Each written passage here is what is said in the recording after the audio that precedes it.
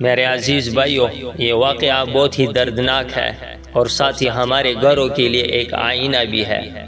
ایک مظلوم بیوی کی فریاد سنیں۔ ایک عورت جو ولید بن عقبہ کی بیوی تھی، وہ بار بار نبی کریم صلی اللہ علیہ وسلم کے پاس آ رہی ہے اور کیا کہہ رہی ہے؟ یا رسول اللہ صلی اللہ علیہ وسلم، میرا شوہر مجھے مارتا ہے۔ تو بھائیو، یہ کوئی معمولی بات نہیں، یہ ایک عورت کا ٹوٹا ہوا دل ہے۔ نبی کریم صلی اللہ علیہ وسلم نے فرمایا، جاؤ اس سے کہو رسول اللہ صلی اللہ علیہ وسلم نے مجھے پناہ دی ہے۔ یعنی آپ صلی اللہ علیہ وسلم نے عورت کو تحفظ دیا، شوہر کو خبردار کیا، ظلم کو روکا، مگر ظلم پھر بھی جاری۔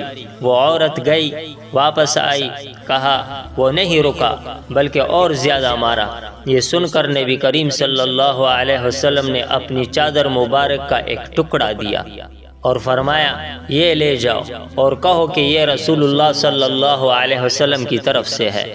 یہ گویا ایک آخری تنبیہ تھی۔ پھر بھی وہ ظلم، وہ عورت پھر آئی اور کہا، یا رسول اللہ صلی اللہ علیہ وسلم، اب تو اور زیادہ مارا۔ یہ سن کر نبی کریم صلی اللہ علیہ وسلم نے ہاتھ اٹھائے اور فرمایا، اللہم علیک الولید، اے اللہ تو ہی اس ظالم سے نمٹ۔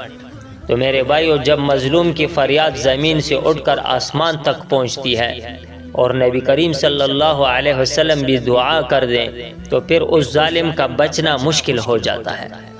بیوی روتی ہے، شوہر غصے میں اندھا ہو جاتا ہے، بچوں کے سامنے ظلم ہوتا ہے اور ہم سمجھتے ہیں یہ میرا حق ہے۔ اسلام کیا کہتا ہے؟ اسلام کہتا ہے بیوی امانت ہے اور اس پر ظلم کرنا گناہ ہے۔ مظلوم کی بد دعا سے بچو میرے بھائیو۔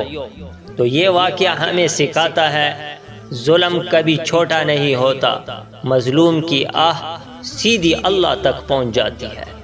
اگر اللہ نے پکڑ لیا تو کوئی بھی نہیں بچا سکتا۔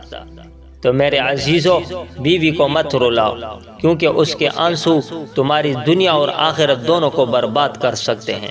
آج عہد کرو، کبھی ظلم نہیں کروں گا، غصے کو کنٹرول کروں گا، گھر کو جنت بناؤں گا۔ اللہ ہمیں ظلم سے بچائے، نرم دل بنائے، اپنے گھروں میں محبت اور سکون عطا فرمائے اور ہمیں مظلوم کی بد دعا سے محفوظ رکھے۔